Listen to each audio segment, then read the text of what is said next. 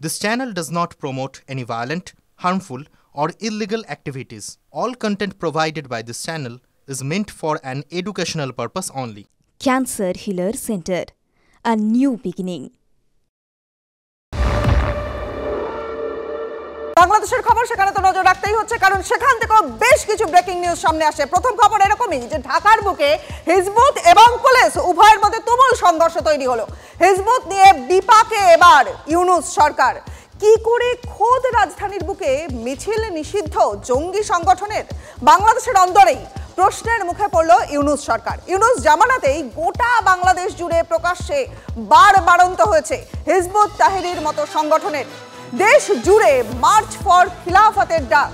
ঢাকার মিছিলে প্রথম সারিতে জেল পালানো হিজবুত নেতারা। আমাদের সহকর্মী সিজার মন্ডল এই মুহূর্তে রয়েছেন আমাদের সঙ্গে। সিজার, এই যে ঢাকার বুকে হিজবুত এবং পুলিশের মধ্যে সংঘর্ষের ছবি সামনে আসছে, এই সংঘর্ষ তো নজিরবিহীন।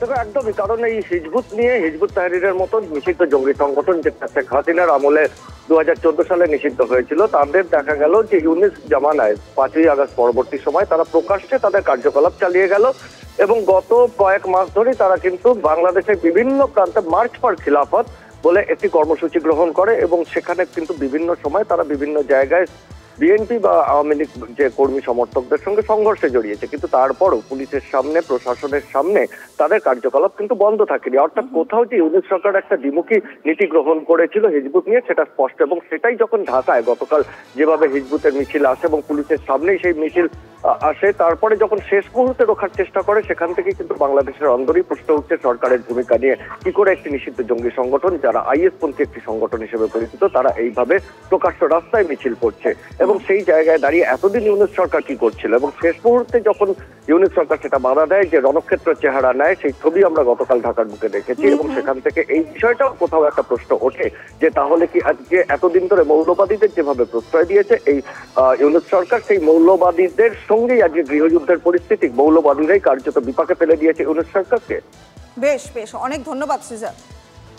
দেখুন, অসহায় বাংলাদেশ প্রশাসন এখনকার পরিস্থিতি কিন্তু ঠিক সেটাই বলছে, কারণ ঢাকার মিছিল শেষ মুহূর্তে রোখার চেষ্টা করলো পুলিশ।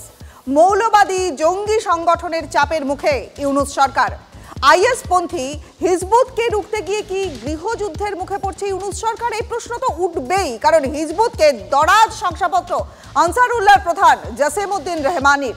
হিজবুত জঙ্গি নয়, ঠিক এমনটাই দাবি করেছিলেন জসিমউদ্দিন। মৌলবাদীদের প্রশ্রয় দিয়ে নিজেরাই বিপাকে ইউনূস সরকার। এই ইমতিয়াজের সাথে আমি বৈঠক করেছি জেলখানাতে, গতকাল দেখলাম তাকে গ্রেপ্তার করেছে। এখন এই জঙ্গি নাটক শেষ হয় নাই। মনে রাখবেন, হিজবুত তাহরিররা কোনো জঙ্গি না, ওরা শুধু লিফলেট বিতরণ করে খেলাফতের নাম বলে।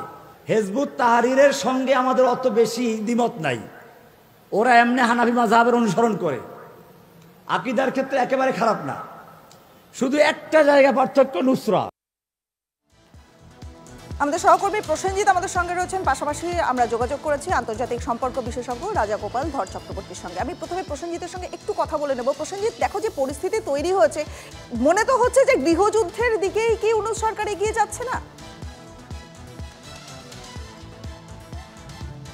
দেখো, গত কয়েকদিন ধরে যে অস্থিরতা চলছে এবং যে ছবিগুলো আমাদের সামনে আসছে, তা কিন্তু এটাই বলে দিচ্ছে বাংলাদেশের অন্দরে এই মুহূর্তে ইউনূস সরকারের হাতে সাম্যকভাবে দেশের ক্ষমতা কন্ট্রোল করার জায়গায় আদৌ তারা আছেন কিনা। যে কারণে কিন্তু গতকাল আমরা দেখলাম ঢাকার বুকে প্রকাশ্যে রাজধানীতে এমন একটি দল বা সংগঠন মিছিল করছে যারা নিষিদ্ধ জঙ্গি সংগঠন, প্রকাশ্যে এসে তারা মিছিল করছে। এবং কিভাবে এটা সম্ভব হলো বা রাতারাতি কি সম্ভব হলো? মনে করা হচ্ছে বাস্তবে ইউনূস সরকার সেই দেশে পিছন থেকে যারা কলকাঠি নাড়ছেন তাদের হাতের পুতুলে পরিণত, যে কারণেই কিন্তু একের পর এক এই ঘটনাগুলো ঘটছে এবং জেল পালানো যে হিজবুত নেতারা, তারা কিন্তু প্রকাশ্যে আসছেন এবং সেই মিছিলের নেতৃত্ব দিচ্ছেন, পুলিশের সঙ্গে সংঘর্ষ হচ্ছে। যে ঘটনা কিন্তু নিঃসন্দেহে অন্যান্য যে প্রতিবেশী দেশগুলো রয়েছে সেই দেশগুলো আভ্যন্তরীণ নিরাপত্তার ক্ষেত্রেও উদ্বেগ যথেষ্ট বাড়াচ্ছে। বেশ, প্রসেনজিৎ সঙ্গে থাকো।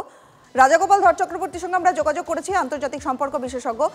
রাজাগোপাল বাবু, দেখুন, এই যে জসিমউদ্দিন রহমানি, তিনি তো বলেছেন যে হিজবুত জঙ্গি নয়, কিন্তু পরিস্থিতি যেদিকে যাচ্ছে এবং যেটা খবর মারফত জানা যাচ্ছে যে গতকালের যে ঘটনা ঘটে গেল, আচ্ছা, বুমেরাং হয়ে যাচ্ছে না তো বাংলাদেশে? না, দেখুন, যে উপদেষ্টা সরকার আছে তাদের কোনো জনভিত্তি নেই। তার ফলে তারা যেটা চেষ্টা করছে মৌলবাদীদের সাথে নিয়ে একটা তাদের নিজস্ব একটা তাদের সমর্থন রাখার, এবং এরা জেল ফেরত আছে, এরা কুখ্যাত গুন্ডা আছে। হিজবুত তহিদি যারা রয়েছে এরা নিষিদ্ধ সংগঠন, 2009 থেকে 2014 এর বহুবারই এরা নিষিদ্ধ হয়েছে, শুধু দেশে নয় দেশের বাইরেও এরা নিষিদ্ধ। এখন এই জায়গায় দাঁড়িয়ে বাংলাদেশে যে অরাজকতা চলছে, সরকার একেবারেই ল অ্যান্ড অর্ডার মেনটেন করতে পারছে না, এবং কিন্তু কালকের বাধ্য হয়েছে, কেননা এটি একটি নিষিদ্ধ সংগঠন, এবং এই নিষিদ্ধ সংগঠনকে অ্যাটলিস্ট তো দেখাতে হবে বাইরের থেকে যে আমরা নিষিদ্ধ সংগঠনের কাজকর্মকে আমরা বন্ধ করার চেষ্টা করেছি, পুলিশ সেখানে গেছে, মিলিটারি গেছে, এটা লোককে দেখাতে হবে, এবং সেইভাবেই সেখানে গেছে। কেননা আন্তর্জাতিকভাবে এই সংগঠনটি আন্তর্জাতিকভাবে সাউথ এশিয়ায় নিষিদ্ধ।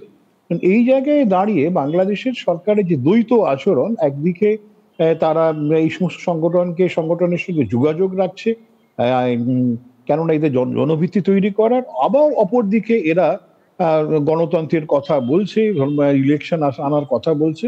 সুতরাং বোঝাই যাচ্ছে যে সরকারের কোনো মত নেই, কিছু নেই, কোনোভাবে টিকে থাকতে চায়, কিন্তু এর বিপাকে পড়ছে সাধারণ মানুষ। কালকে বেশ বড় মিছিল করেছে, বহু মানুষ জমায়েত হয়েছে সেখানে, এবং এখানে যে সরকারের যে পরোক্ষ সমর্থন না থাকলে ওই ধরনের মিছিল করা যায় না, এটা পরিষ্কার।